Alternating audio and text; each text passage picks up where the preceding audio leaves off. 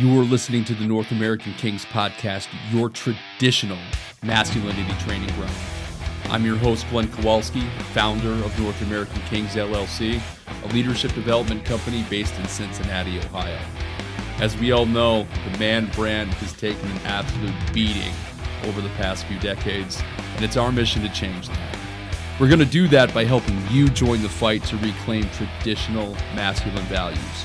Welcome to headquarters. Training starts now. Welcome back, everyone. This is your host, Glenn Kowalski. Let's get started. We have a great show for you today, including a valuable interview with a senior law partner here to discuss issues pertaining to men and family court. Also, we have our first sponsor. This show is brought to you today by Naked Armor Straight Razors and Wet Shave Gear. Single blade razors are making a comeback. They leave you with a smoother shave with less irritation because they don't pull hair out of your face to give you that quote unquote closer cut. If anyone out there in the media sphere is thinking about changing up their shaving habits, go for Big Air. When King Arthur, the greatest king, shaved, he did it with a straight razor. Enjoy the smoothest shave of your life with a blade you won't have to replace. No more throwing away plastic cartridges and no more subscriptions. Their straight razor kits provide you everything you'll need to get started. Your high quality straight razor, a strop for sharpening, strop paste, and shave soap and brush to scuttle up your own lather. Updates were regularly sent to me at every stage of the purchasing process. Now, I was a customer before these guys were a sponsor, and this company was both personal and professional throughout the entire process. So I cannot say enough about these guys. And for those who are new to straight razors, like I was, the beginner's guide material provides anyone with as much knowledge as they need or want to have a great experience with every shave. Right now, when my listeners go to nakedarmorrazors.com, they can get 15% off of anything in their online store with offer code KINGS15. That's KINGS 15 for 15% off of anything in their store. Don't wait to start enjoying the highest quality shave you'll ever give yourself. nakedarmorrazors.com. It's a great way to start. You get your man on in the morning. I mean, everyone shaves, but I don't know a single woman who's ever copped to getting a straight razor shave. It's not a hill I choose to die on, but I think it's one of those fortified positions that doesn't need much attention from programs like mine. But I want to provide you guys with products and recommendations of things that you guys will need. And Naked Armor is truly a company that you guys might want to get involved with. It's a truly great company. They believe wholeheartedly in our mission, right? And that mission is improve the world by improving the quality of men in it. The value of a nation is the sum of its parts, right? Now we can collectively raise the quality of people we're producing, then that sum will increase. There's no opinion in this. It is a fact. We can do this in two different ways. Right? One, we can have one bastion of a person, some Jesus-esque individual who is so perfect that they somehow make up for the failings of everyone around them. Right? And I mean, the math works out, but what happens when that person kicks it? Right? And what's that person going to do when they get here? Like immediately, they're going to tell us to improve ourselves. And that's the second option, improve ourselves collectively. The groundwork has been laid. Like this message has been established. I've said since the very beginning, this is not new material, right? Myself and others are just out there spreading the word. Like this is a way that we can do this that's proven to work and that we want to work. Now, I said last week that masculinity has been redefined by a group that doesn't represent or even understand us. Right? And not in a deep enough fashion. Women understand men from a superficial standpoint, but one thing that we used to see was men used to be defined by our actions. What did guys actually do? What were the results? What words actually came out of his mouth? And then something amazing happened. Is this, when this was a thing, tact got confused for political correctness. So I remember back when I was 10 or so, my mother taught me this. She taught me about the political bell curve. Okay. Now, she taught me about how the best politicians of the age played to the biggest ideological group, along that ideological spectrum. She's played right in the center, right? That's where the most people live, right? Now, this led to discussions about words, about doublespeak from politicians and other people, and we landed on political correctness as a way of speaking that didn't upset the apple cart, okay? Now, thinking back now, there was a fundamental difference that I wasn't taught then, but that I understand now. Political correctness is not speaking in a way that doesn't offend. It might lead to that result in some cases, but political correctness is effectively bending the knee to the ideological whims of the crowd, right? It's believing and doing and advocating for things that are politically safe, right? That's political correctness. Now, my mother was correct that the best politicians of that old age were political opportunists, and they could sense where the winds of change were blowing and in what direction and how to navigate those, right? Tact, as defined by Merriam-Webster, is a keen sense of what to do or say in order to maintain good relations with others or avoid offense. Now, this is what my mother was trying to say and ultimately succeeded in teaching me. She just taught it to me under a new title. One thing her unintended mistake taught me early on was when to keep my mouth shut, right? I didn't learn to bend the knee. I learned how to survive, right? Now, there's a caveat to tact that I'd like to share because I get this wrong from time to time, right? Now, here, and this is the caveat. Objectivity cannot be relied upon in order to maintain your ideal level of tact. Okay? Knowing your audience is a critical piece of communication that often gets, we have to work with a certain group of people. But the objective definition of words that you use doesn't necessarily help you in tense situations. Okay? Know your audience. This is a perfect example from my professional experience. I was working for a company, and we were doing an organizational health assessment, okay? And it's effectively a business culture review, right? And this was back when I was production manager. And we were struggling between corporate performance objectives and what we needed to do that. We were struggling between that, a shifting local culture that was changing with influx of new management, influx of some new people, at the floor level. And then we also had this piece, this local performance against these corporate goals, right? So goals necessarily didn't match the actions. There was a big mashup that we needed to figure out. Now, I had gotten in the habit of speaking very precisely, like choosing the exact words for the situation. And I did this because I wanted to kind of protect myself. Now, from a legal perspective, this isn't a bad idea, but from a communication person-to-person perspective, this doesn't necessarily protect you, okay? And it can be tricky.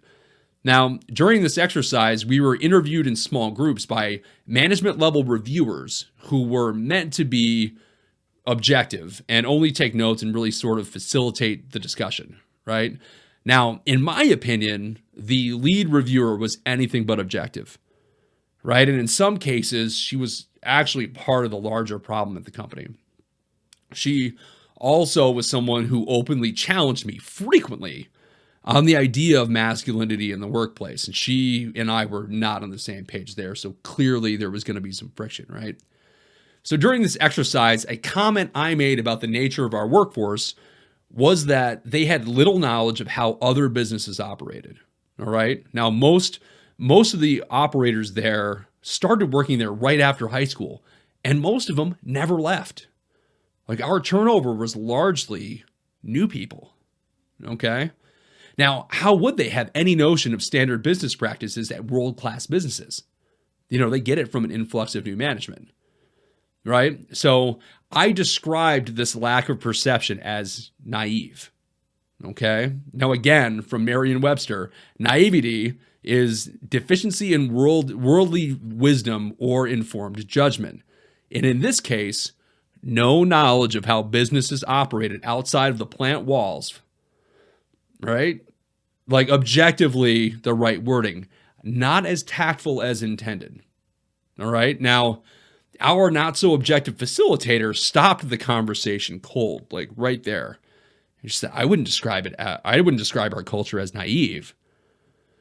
And at that point, I was a little fed up with this clear lack of objectivity. And I said, I challenged her. I explained what I just laid out to you, that the word naive precisely described our situation.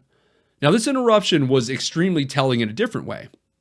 It let me know just how objective the facilitator was, like not at all, but also the results of a culture where lack of positive intent was present. Okay? Like I mentioned last week that that positive intent is the active form of benefit of the doubt. Now, this manager was in a position where she could not or would not give me benefit of the doubt on the use of a common word used precisely as intended and meant. Like this is the standard definition of that word, right? Like at that point, could I ever expect her to give me benefit of the doubt on anything of higher importance, like process improvements or people issues? Of course not. And when there's such a lack of good faith, debate, negotiation, compromise cannot happen. Right? Now, men, in this context, do not engage in these conversations. Right? I'm not telling you not to socially correct, because if the name of man is out there and it's being tarnished, or men aren't doing their thing, or woman is claiming that that's true manhood when it's really not, we've discussed before, I'm advocating that we talk about it, right? So socially correct, sure. But after this tactical correction, we need to disengage, okay? Because we can get sucked into those Facebook-esque conversations where it's just one comment after another. No one's willing to compromise because they're not acting in good faith, all right? Now, you can actively disengage by saying specifically, I don't believe you're willing to discuss this in good faith. Now, what's that do? For anyone in the immediate area or anybody following your comment thread or wherever, right? Like it's a new age. It's now on your opponent to prove that they are indeed acting in good faith, okay? And if the conversation continues and they fail, it's very obvious, okay? Now, this goes for every topic, not just specific to traditional masculinity. All right. Now, I'm encouraging you to speak in statements when you're engaged in these conversations, because they offer little opportunity for someone to interject with a falsehood or a counterpoint. Right. And when you are in a position to make a devastating point, like one that has only one answer that benefits you, present it in the form of a question. Okay. This happens for a reason. A great radio personality made the point a little while back, actually. And he said, humans are not designed to ignore questions. Like I ask you, what color is it? Or what color is the sky? You are compelled. You don't want to let that hang. It's hard to leave out there. You want to answer, the sky's blue, right? And if you ask a question with one answer that benefits you in this conversation, it's an almost unblockable move. They either have to play right to you, right to what you're saying, or they have to dodge it. But this also allows you to immediately counter when they dodge, like, hey, you didn't answer my specific question. Okay? Now that's some tactical stuff. This lack of good faith and this misconception of political correctness is a big culture factor in what's led to the devaluation of men. Okay? Now, we used to be defined by our actions, which now are being judged by how people feel about our actions or our words rather than what they did. Right? I precisely described what we were experiencing as a business. How did this facilitator feel about the words that I used rather than their effectiveness at describing what we were experiencing, right? Now, this foundation of sand that we built our discourse on, it's unstable, especially between ideologies that have in part stripped men of the power that we have to own what masculinity means. Right? But because we don't firmly hold the right to challenge that, our actions are now viewed from a lens of subjectivity, and that's not always a good thing for us.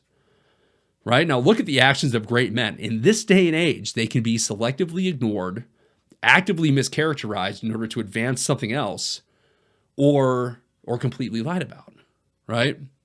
Now, one of the groups that has been hit the hardest by this over the past several decades, so like almost 50 years, is husbands and fathers. Now, the unintentional or the intentional consequences are very real, regardless of the intent behind them. Okay, so I'm not talking about feminists. I'm not talking about politicians.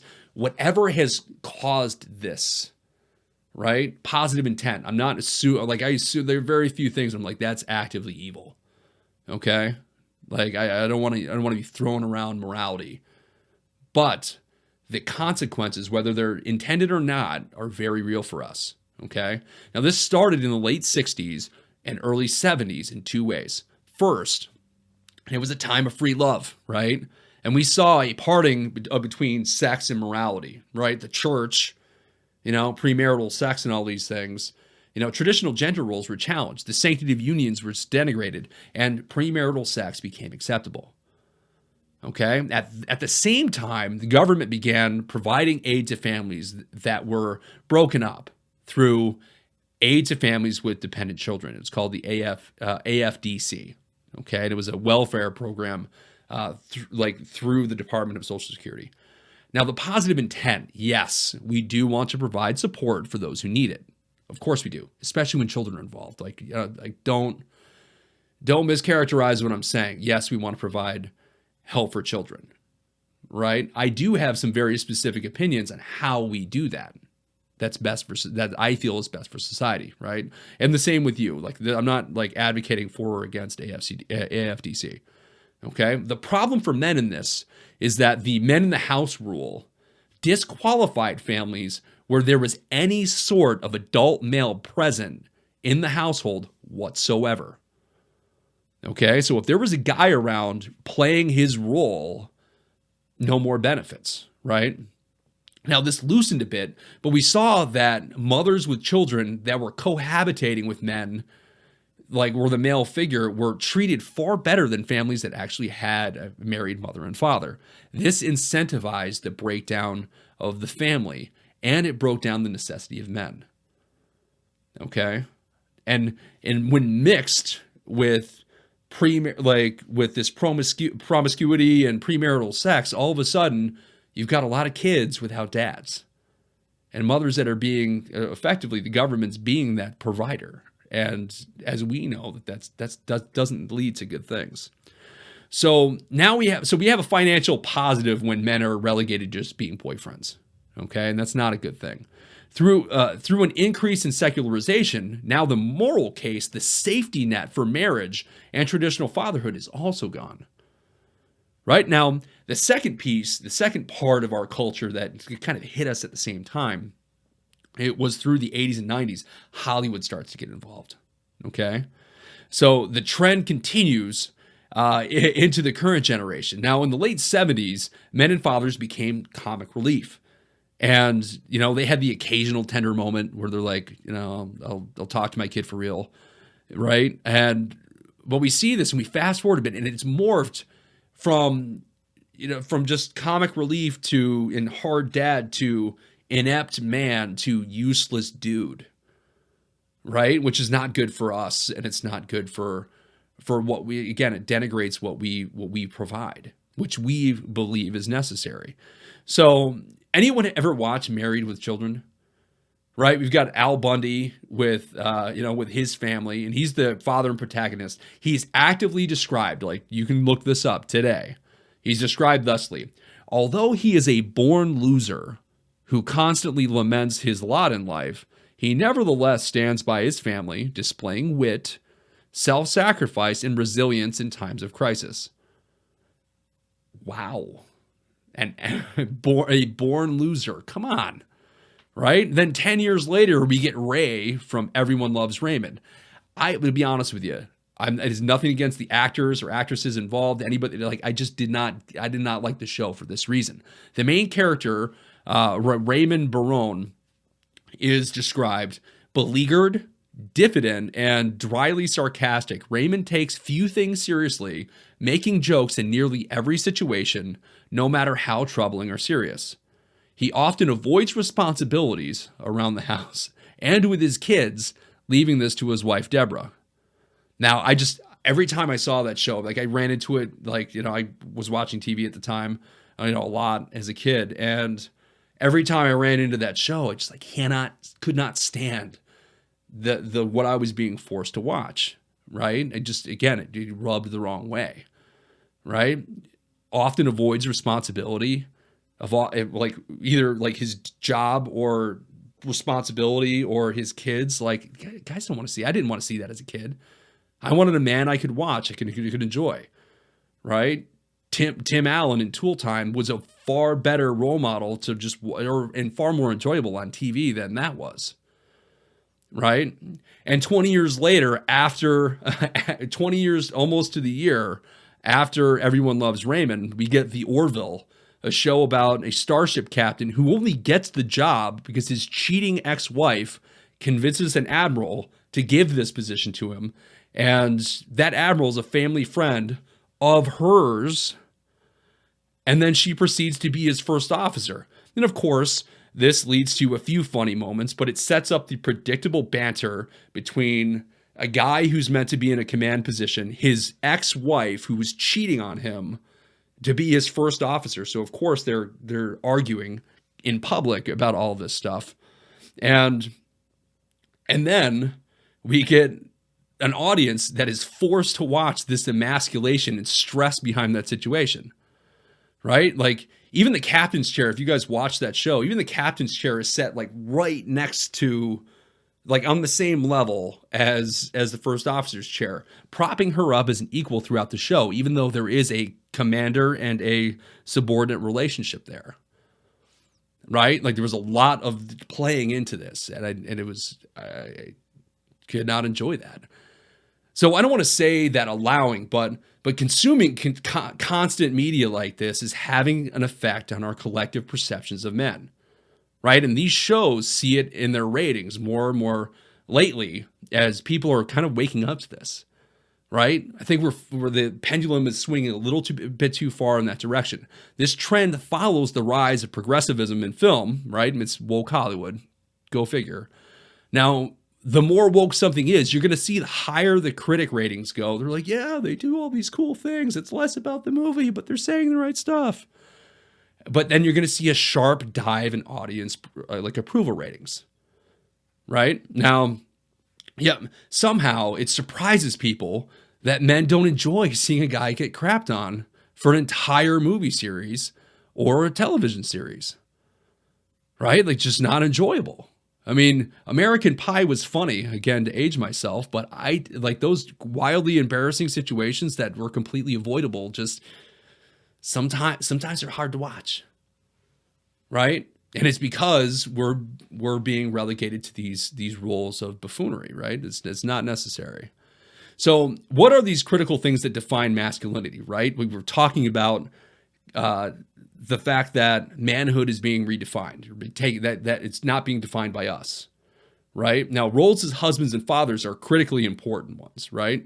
Like the role of husband or the role of father, like those are ours. Why would we let these things be redefined? So let's look into this. So like even same-sex partners, with children, they have to make up for this at some point. Like they have to make up for the lack of a father or the lack of a mother, like in either one of these cases, right? And single mothers try to hold both positions, but ultimately the absence of a father or a husband in these families is very, very obvious. So for traditional masculinity, fatherhood and being a husband are things that these are critical bases that we cannot give up. All right? Like we need to defend what it means to be both of these things. Now, men, let me be one of the only guys who will tell you this. Marriage is awesome. All right? Now, I claim to be one of these guys, one of the only guys who will say this, because when you tell people that you've gotten engaged, you will be bombarded by a stream of guys telling you that it's a mistake. You're gonna find that triple divorcee who's like, you know what, buddy, it's the wrong idea. Don't ever do it. I made a horrible mistake. Take it from a guy who got extremely lucky and tried to execute this as best as I could. Marriage is great. Okay? And if you're in this situation where you're thinking about it, listen to this episode in its entirety, and I guarantee you're going to feel better about the decision you're probably going to make. Okay? Like, marriage is great. And let me make the case for you. Okay? Like, what do you get out of marriage? Okay? Now, when you're looking for them, the benefits are hard to miss. Okay? As a husband, wives provide companionship. They provide someone that we can trust completely, which, as you know, is extremely rare. Okay?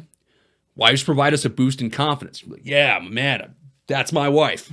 I'm awesome. Like, man, I got her. Yeah, absolutely. That's my wife. And it's a little meatheady, but they provide us some of those baser boosts in confidence. And this is going to sound like something for her, but it's not. You get someone to try to impress every day. Okay? I will get into the specifics about this in just a minute, but let me tell you, having someone to actively try to impress keeps us sharp. Okay? Keeps us sharp at home, keeps us sharp at work. It's a great thing for us to have. Okay? Now, women, and I'm hoping women are listening to this, because I actively encourage your men to either listen to this or at least espouse the things that we're trying to convey here. Okay? Now, women, when your husband is a man in the traditional sense, you get a constant protector. Okay? When something goes bump in the night, you want that guy to be the one who's like, you know what? You stay in bed. I will go and look. Okay? I am 100% capable of dealing with whatever that it was. Okay? Now, you also get someone who wants to vigorously provide for you. Okay? Whether you need it or not, it's still good to have that contributing partner. You get someone who wants to impress you exclusively. Okay? Now imagine you get to improve that man and then reap the benefits of having this workhorse who's happy to be around you. Right? You also get someone who's willing to listen. Right? And I know you guys love that, and it's true. Right? Whenever my wife is arguing with me or venting to me, I'm a guy, like, I want to provide solutions. I've learned through talking to her that sometimes all she wants to hear is, gosh, baby, that sucks. And you know what? That, like, as planned as that was, as like script written, as script read, is obvious to everyone. Just understand, or her knowing that I understand and I'm trying and listening attempting at the very least, is something that she values. All right. You also get someone to support you in everything that you do. Okay. Or every goal that you want to have. Okay. Now let's look at this, because the benefits of this run deep. Now, I mean, like, center of the earth deep. Okay. Look back at traditional marriage, originally designed by the church with the intent to provide a stable structure for propagating stable families. Marriage, and they provided men with an avenue to achieve his best potential. Okay? So effectively, marriage and the church brought about the civilized age. Okay? Now we start when we're dating. Okay? Men by natures are breeders. Okay? Like, close your ears for a second, right? Don't take that for what I said. Men are breeders. Okay? Marriage helps restrain us and breaks us from our baser instincts. Okay? Requiring requiring monogamy is against our nature. Okay? Let's be honest.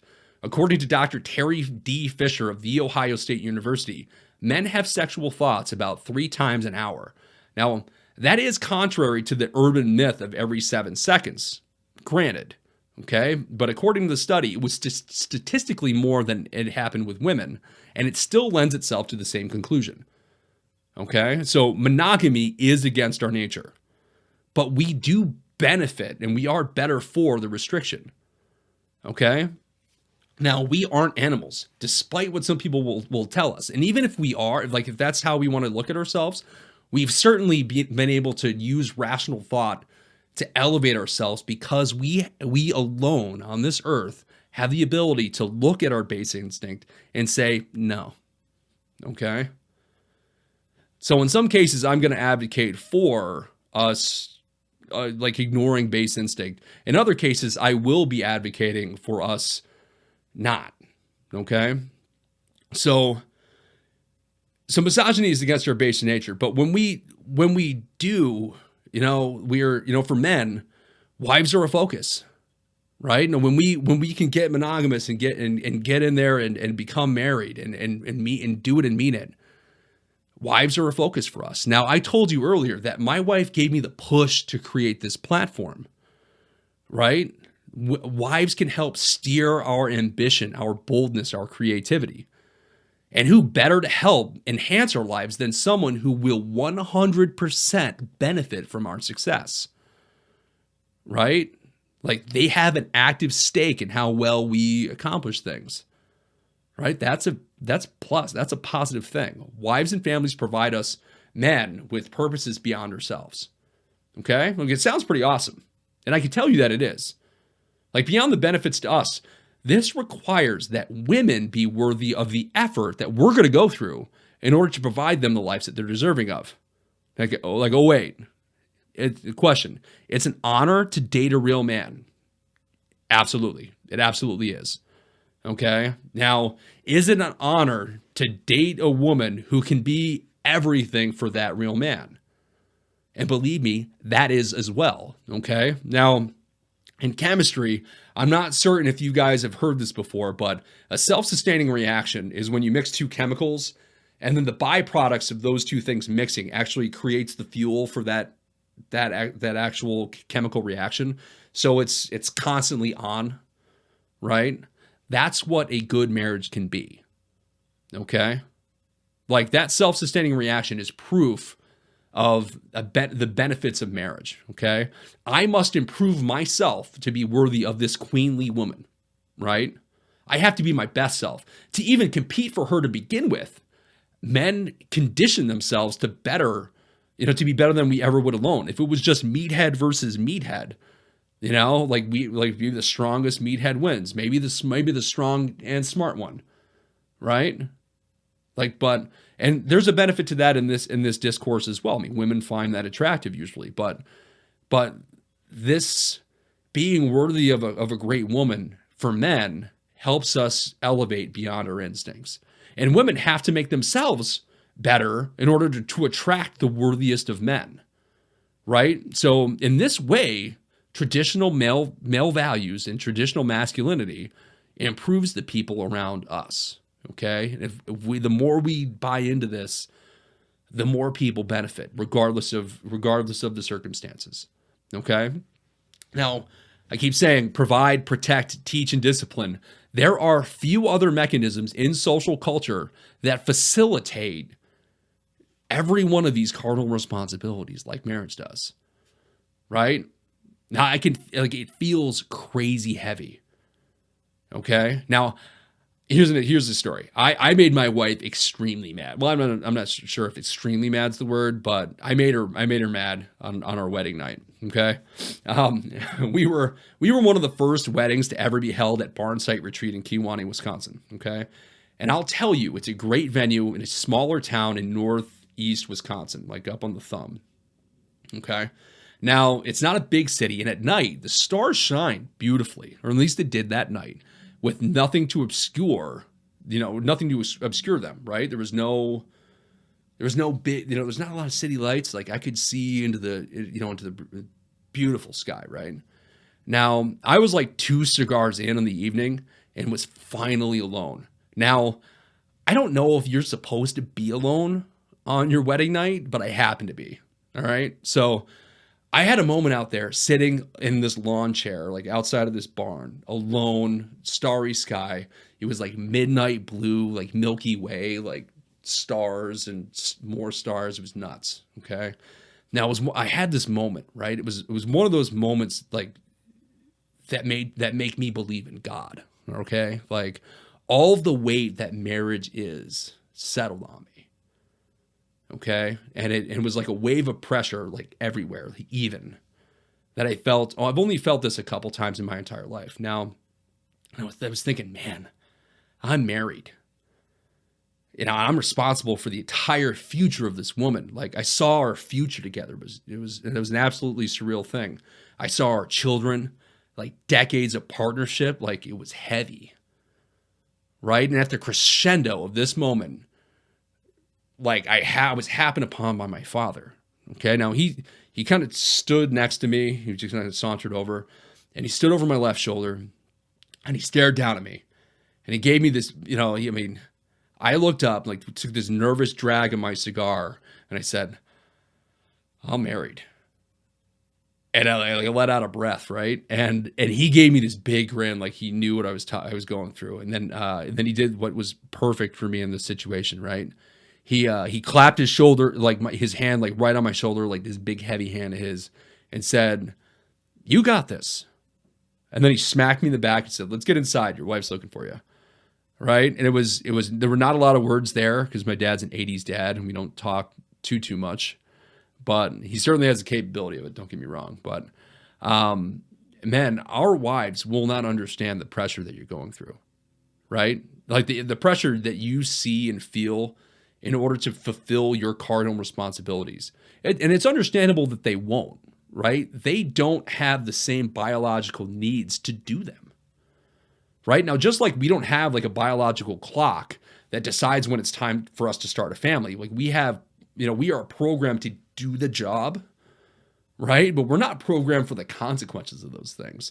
We're there's like this gap between like deciding you want a family and then teaching and providing for everyone, right? Like there's this little gap that we got to get over. Now, just an example, my wife just this year asked me how it felt to be responsible for the well-being of the entire family, like all 5 of us. And I looked at her and I reminded her of this moment outside the barn on our wedding night. Like she was mad that I wasn't inside dancing with her while I was outside wrestling with existential responsibility, right? Years before it even dawned on her that those thoughts might be necessary, right? Like just 7 years in, and she's finally asking, "Are you cool? Like doing all this?" "Yeah, I figured that out the night of our wedding, and you were mad at me for it, right?" So thankfully, I told her that reason I'm cool. The reason I'm cool under pressure and perfectly comfortable providing at the level at which I do is precisely because I came to terms with my role, like in moments like that. Now, she will always be a little salty, for that part of the evening where we weren't dancing as much as she thought, but she understands me more for this. When men get married, immediately they're provided with the opportunity to provide and protect, our first 2 cardinal responsibilities. They get exposure to teaching as well. So like, again, this is kind of a learning process, like that's why marriage is so beneficial. I mean, we grow into the marriage, we grow into being what it is to be a real man, if we haven't already figured that out. I had a customer in Conneaut, Ohio, a lifetime ago who told me, if I'm not teaching my wife to not need me, I failed. Now, at the time, I was a young man and I was engaged at the time, and I'll never forget that.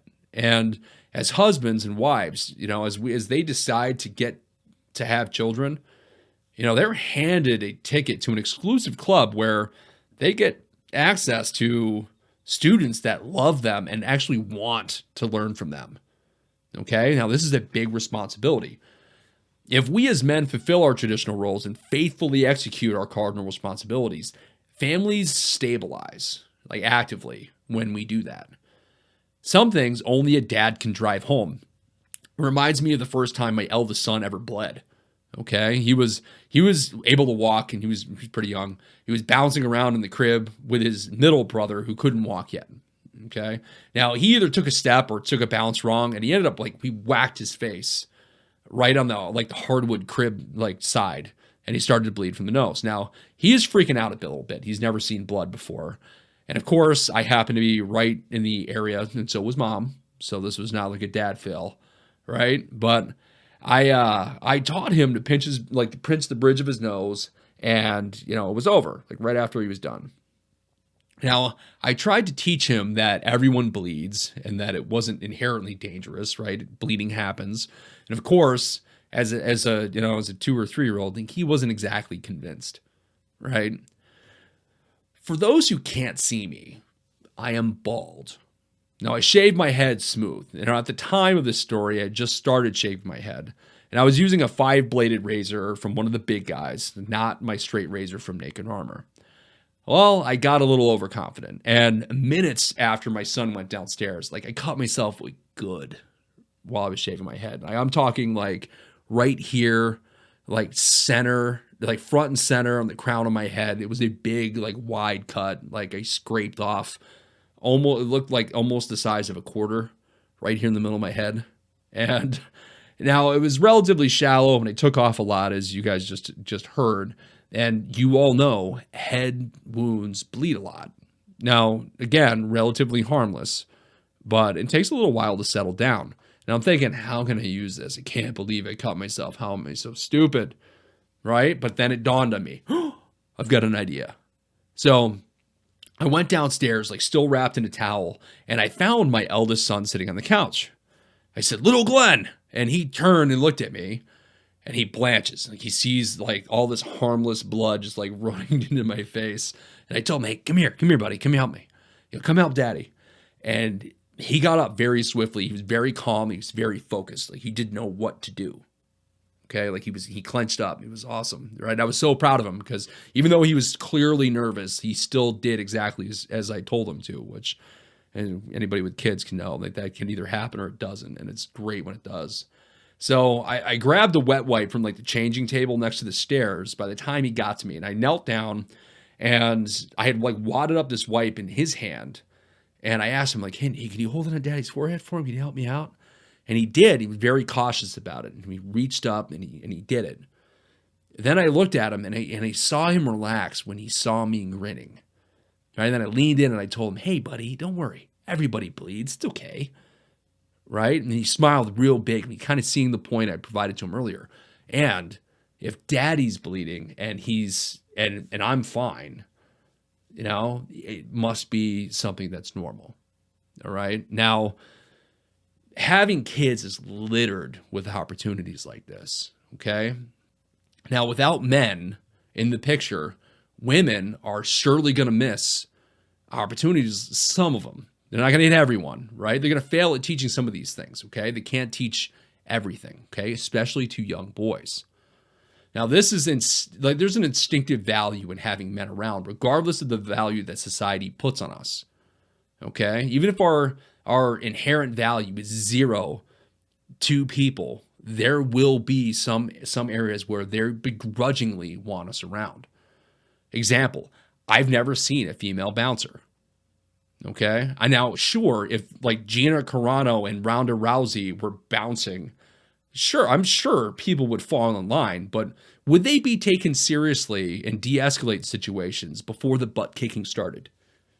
Again, I don't know, right? They're tough women. They're both professional fighters, if you guys don't know, but I don't know if any, please, if you guys have any feedback, please email me at podcast@NorthAmericanKings.com if you guys have ever met a female bouncer, because to my knowledge, I've never seen one. Okay, ever. Right? Still, again, there are other differences. In this country, we still haven't had a female president, and not for lack of effort. Right? And as a kid, I remember gravitating towards male teachers when they were around. Why? Because I knew that they were meant to be teachers. I was a little boy. I didn't want to be, nurtured by a female teacher. I wanted to be taught by that man who was awesome, right? Some of my idols are male teachers, right? Now, the greatest proof of this instinctive value of men can be seen when single mothers have children of a social age, like kids that are in school, kids that are out. They're not just stuck at home being raised, okay? Now, children do feel the absence of a parent, like a mother or a father. It doesn't matter, okay? And they will be looking for someone who will fill this role when that person's gone, particularly with young boys in the absence of a father, because we act out in harsher, more violent ways when we don't have this role model. Boys need and will get a role model, Okay? A real man being present in our developing lives provides us that mold, right? For men, or for boys in this case, it's what we want to model ourselves off of. And for girl dads out there, you are pivotal, okay? You are showing her what she should expect out of the guy that she finds and decides that's worthy for her, okay? You are the model for what she ends up with, regardless. Now, if you fail her, you will perpetuate the crap out there where women actually find their self-worth by devaluing themselves. Though that's a crazy reaction that ends awfully for everyone involved. Okay? Now, I'm not an expert on any of that subject. We can leave that for somebody else to talk about, but men do have a role to play in that. Now, you devaluing young women who look at you as the guy that they want to ultimately attract at the when they're about to start family, they're looking for what a real man is. They're modeling that off of you. And if you fail her, you are lowering the bar for the guy that she's going to end up with. And if she lowers her bar, men lower their bar. And it's a bad cycle to perpetuate. Okay? Now, for young men, a successful role model gives us purpose and a goal. Right? As I mentioned before, boys need a role model. And it's so instinctual that in almost all cases, we will find that role and we will find that person, even if the mentor available will do us more harm than good. That's why this company will eventually be providing mentorship services at some point in the future. One thing at a time, but this is critical. If there isn't that person, there needs to be. Okay? Now, when we don't have that available to us, we will find something. I mentioned men were bold, assertive, creative, and ambitious. Some of those things lead us to fulfill a need. The necessity is the mother of invention, right? So boys without fathers sometimes turn to gangs. And I've seen and heard in several unrelated stories where boys will actually attach themselves to an influential coach, like football coach or baseball coach, or sometimes it's a professional boss or mentor that they're trying to model themselves off of. I found a fraternity. Okay? Now, some of my personal story, my parents left me in Wisconsin my freshman year of college. Now, effectively, I was pretty solid on my own, but I'm still becoming a man, right? And I was a boy practicing these things out, right? And I was more successful in some areas and less successful in others, but, there was no safety net that I could see anymore.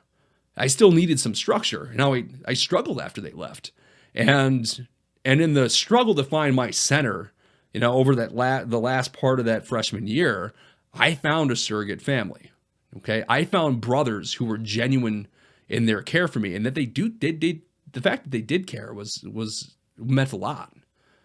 Right now, you get in, you pledge, and when you're pledging, you're vetting them too for, you're kind of courting them. You're like, hey, are you guys going to be the family that I need? Are you guys going to provide the support that I need? Is this relationship going to work? Right? It is not just you proving yourself to these people. They got to prove themselves to you in this case. Okay. So if you're out there, boys or girls, and you're pledging, or if you're rushing or you're doing whatever in the fraternity circles, in the Greek circles, make sure that it's a two-way street. Okay. And if it's not, you run for the hills. Okay. Because things do get crazy. We've seen that over the course of these past 10 years that I've been out. It's a little crazy out there. Now, I get in, I was assigned a big bro, and this guy was a beacon of light within our ranks. That was not something I would describe. I describe him that way, but that wasn't just me alone.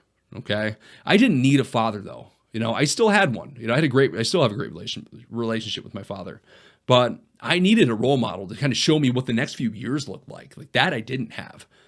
Someone to show me how to get through college, effectively. And for that, I will forever love Dan, my big bro, for writing my spinning compass needle, right? And through the ranks, as I gave more to the fraternity, I discovered a family that I could practice the cardinal responsibilities on. Provide support for your brothers, protect each other and the brotherhood, teach each other the right way, and hold each other to a disciplined standard of character. right? Like men can rely on each other for support. And I mentioned it before. But we can also take back ground in a principled fashion. A short-term action that we can take revolves around Father's Day. Okay? Men, don't let single mothers pretend that they're acting alone. This is maybe a personal pet peeve. This drives me absolutely crazy. Men, know your worth. Okay? Know your worth as men. Know your worth as fathers and as husbands. Do not let single mothers pretend that they're doing this on their own. Okay? When men aren't present and kids are involved, again, they will find a substitute. Whether that mentor wants to be that guy or not, you will eventually be someone's like role model. That's a heavy responsibility, and I hope you take it seriously. I've met several kids like this, and I've met the men who have taken the reins willingly. Okay? Uncles, grandfathers, like friends of deceased fathers have stepped in. And these are great, good men that have stepped up. And the children benefit from that. They are so much better for having these giving people in their lives. Now, there's nothing more selfish than a single mother on Father's Day that I've seen. Okay. I'm asking my fellow men to put a tactful stop to this. Okay. I'm not saying be degrading, and I'm not saying be overly aggressive. Okay. This is going to feel aggressive. Aggression is effectively a subjective thing. Like the intent there, or the perceived intent matters, but remind single mothers that they're getting an incredible amount of help from someone, from whoever their child is leaning on. They need to be thanked. I encourage you to either be that man or encourage that single mother to thank that person on Father's Day. Okay. Thank that football coach, thank that theater coach, thank that teacher, whoever it is. They need to be, or that uncle, they need to be appreciated. Okay. Or you can say bluntly, today's Father's Day. We appreciate you for what you do, but we celebrate you on Mother's Day. Okay. Now, I'm not suggesting that single mothers don't provide or shoulder a heavy burden. They do. Okay. That makes them an all-star mom, but that does not make them mom and dad. And believe me, I have never seen a single father taking credit for what he does and pulling double duty on Mother's Day. Okay. And if you have, again, podcast@NorthAmericanKings.com. I would love to hear that story and how that turned out specifically, because women don't allow that to happen. Okay. And neither should we. Now, women, thank the men in the background, ensuring your children don't turn to a negative role model to make up for the absence of a father or a husband. Now, the second action we can take is long-term, but it's something that we can start doing immediately. We need to write this course, men. Okay? Court women. Commit something to yourselves or something of yourselves to each other before things get serious. Okay? Don't settle. Like, this is about finding the best companion, right? This isn't about finding someone fun and easy to be with. All right? Like, relationships take work, and this is about not settling. It's finding the best companion that you can. There is a vetting process that you should probably go through. Okay? Sowing your wild oats isn't acceptable. Now, I am absolutely guilty of this. I've had my fun, and I'm not encouraging you to not, right? I'm not advocating for abstinence, and I'm not telling you not to have fun or to go out and date. I encourage you to, okay? But I'm telling you to be responsible for yourself. Okay?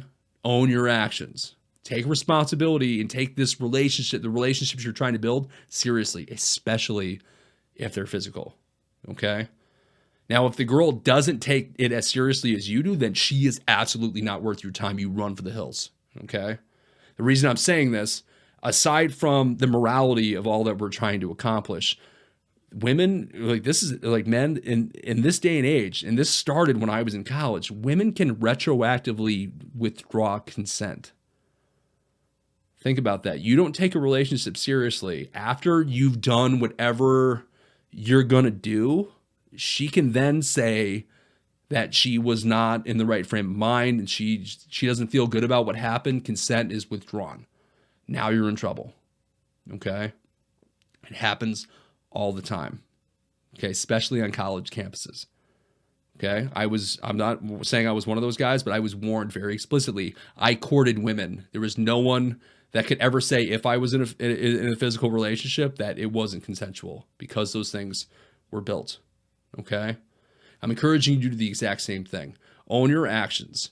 If she's not into getting like that, you don't want her being around when things do get crazy, or if you happen to conceive a child on accident. And if she's not that queen that can hold you to a standard that, like, to the standard that you were, the high standard that you were capable of, then she's not worthy of it. Okay. And she won't remain worthy over the years as you guys build yourselves together. Okay. Now, men, if we start taking sex and relationships seriously, we'll regain pivotal ground in the fight to secure our value as men in society. Okay. Now, some statistics. Now, in the late 60s, the marriage rate started plummeting.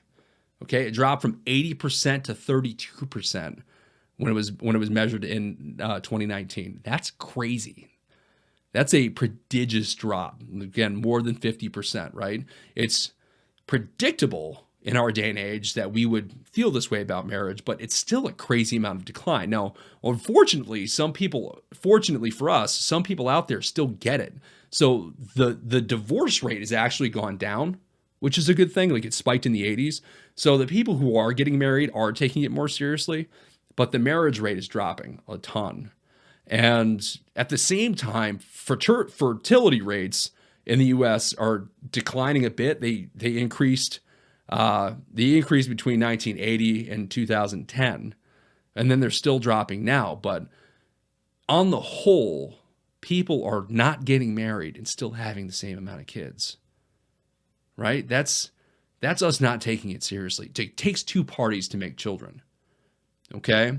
If we, as men, take sex seriously and take relationships seriously, we can reverse this very disturbing trend, which is debatably one of the biggest humanitarian and moral crises of our generation. Okay? Now, those kids will dictate the future to us, and we want to ensure that they're set up for as much success as we can manage. Be fathers, be husbands. And I mentioned last week, there is nothing more manly than being responsible for your wife and children.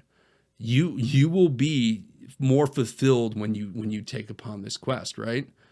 So we shoulder a heavy burden in society, even when we are accepted for who and what we are to the fullest extent. And in some cases, things don't work out, and we find ourselves needing extra help.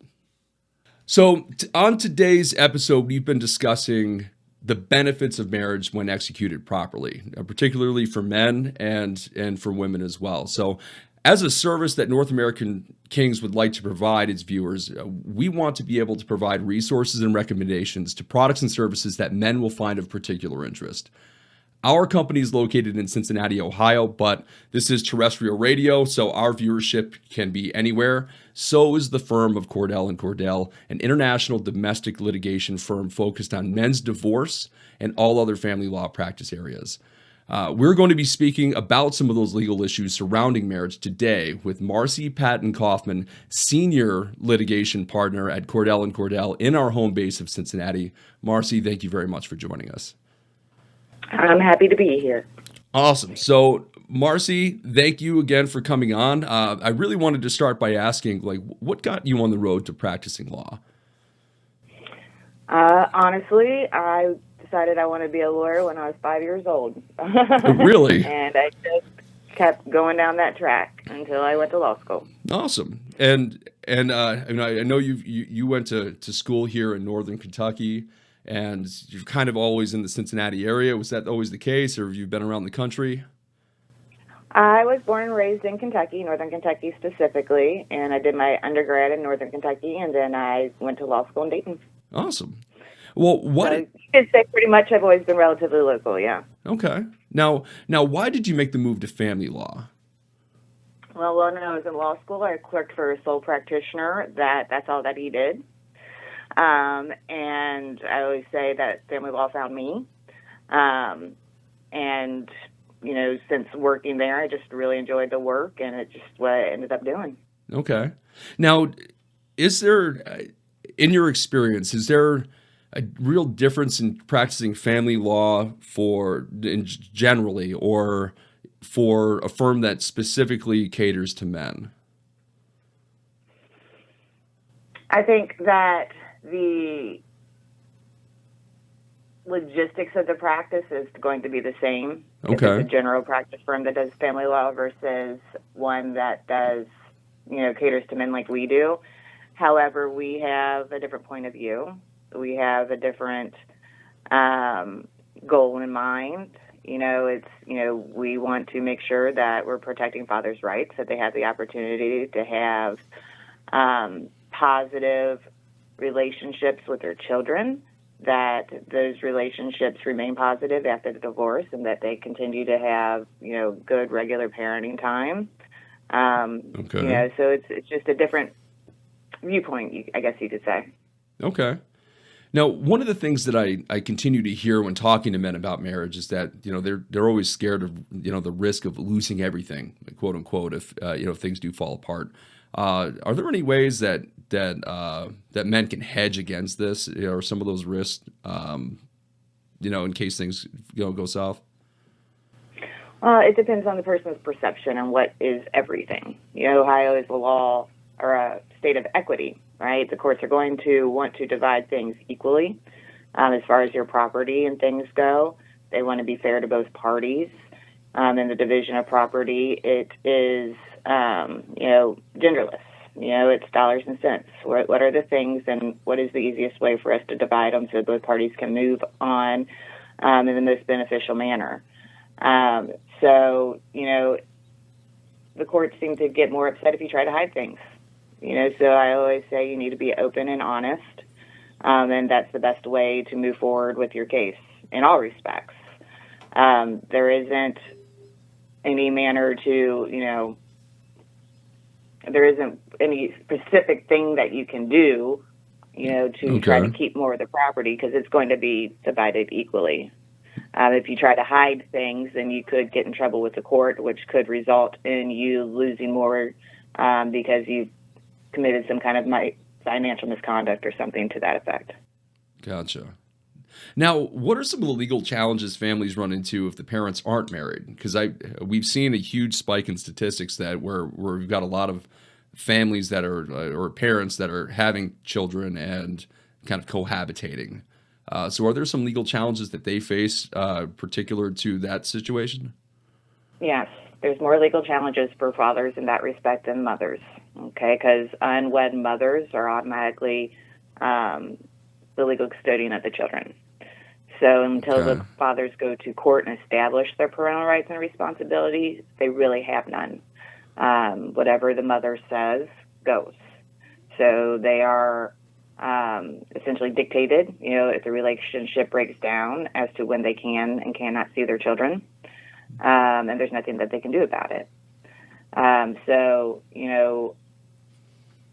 if you're on good terms with your significant other with whom you have a child, I would recommend saying, hey, let's go ahead and get this set up. Let's go to court. Let's establish our parental rights and responsibilities so that we know that we're protecting our child.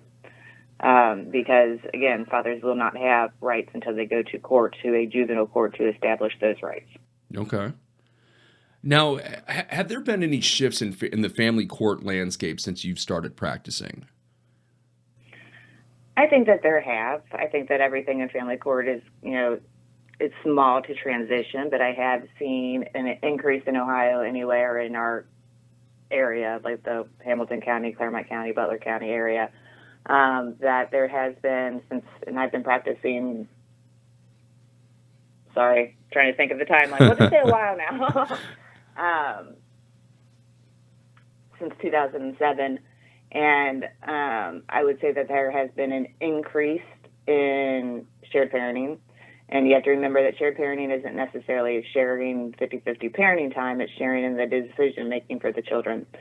So that is what courts want. That is what courts prefer, in my opinion, that is what they would prefer parties to do, married parties especially, is to enter into some form of shared parenting. I would say that some courts are even not all courts, but at least, one or two in the area are more prone to do a 50-50 parenting plan. And that's another step. Kentucky, if I recall correctly, already has kind of a default 50-50 plan and default shared parenting, where the state of Ohio does not. And they consider the best interest factors, as does Kentucky, but in the state of Ohio, we have to show the court why shared parenting is in the best interest of the children, and we have to show the court why 50-50 parenting time is in the best interest of the children. So to see some courts moving towards that, I would say that is a definite shift, and in my personal opinion, it's a shift in the right direction. Awesome. Now, if any of our listeners are kind of in trouble in some of this way, are there any early pitfalls that they can avoid? Like any critical first steps if divorce is at this point can't be avoided? Don't move out of a marital home, especially if you have kids. You don't want to establish a status quo where you're not seeing your kids in a regular manner. And a lot of people will, move out to ease the tension, and that's understandable. And if it gets to that point where it's, negatively affecting your children, then you do what's best for your kids. Wow. But under any circumstances that, where it's not like a negative, impact, the children aren't witnessing violence or anything like that, then I would suggest you stay in the marital residence. Wow, that is writ large, like the opposite of everything I've ever seen. Yeah. Wow, awesome. So is there any risk that I don't know, like is it, like at what point would you move out in that case? Like again, if there's you mentioned best case of the child, is there any situation where when people lie or make up stories and it's just you and the family there, is there any situation where you would recommend that they leave? There's only going to be very, very few situations, and again, it's going to be the volatility of it. Okay. So if you're in a volatile situation where there might be domestic violence, or the other person is screaming in front of the children every night, or maybe they're smashing silverware or throwing things at you, that's a volatile situation that you shouldn't be in, but neither should your kids. Yeah. So under those circumstances, I would advise to contact an attorney to figure out what your best options are, because it's not just that you need to get out for yourself, but you also need to find a way to protect your kids. Okay. Now, is there anything that our viewers should be looking for in a law firm that they're considering, or any red flags to watch out for when they're discussing things with an attorney? I would say a red flag would be promises. All right. Okay. Somebody that says, I'm definitely going to get this for you, something to that effect, because at the end of the day, we are not the ones that make the decisions. Our job is to guide you, to inform you of the law, to tell you what the court might do in a certain situation, or what they have done historically, and to advise you and let you make the decision on how you want to proceed based on that advice. Now, based on that advice, if you go against it, that's perfectly fine. We will fight for you. That's what we do. That's what I do. I do a lot of our very complicated custody cases, and, for me, it's very rewarding work. But, and the other very important thing is to be comfortable with your attorney, to trust your attorney, to be able to open up to your attorney and, trust in the fact that anything that you say to them is confidential. They should make you feel comfortable. And you should have an inherent feeling that they care, because this is your life, and you need to be able to trust the person that is helping you move forward when your divorce is finalized. Awesome. Now, how can our viewers best get in touch with your firm if they do have some litigation that they're about to go through?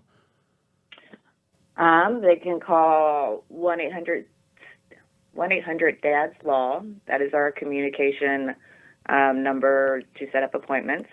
And then that can get you an appointment with any of the offices that we have within the United States.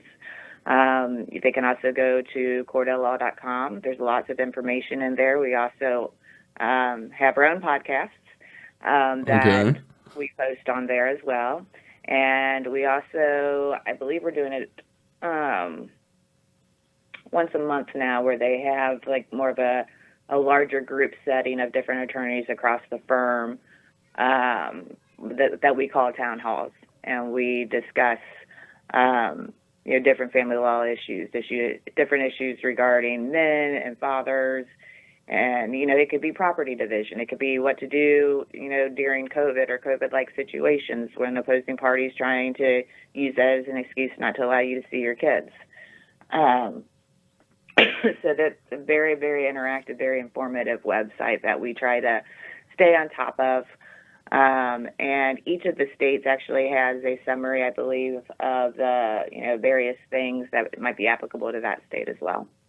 Awesome. And now is the 1-800-DADS Law number, is that a national number or is that specific? Yeah. Okay.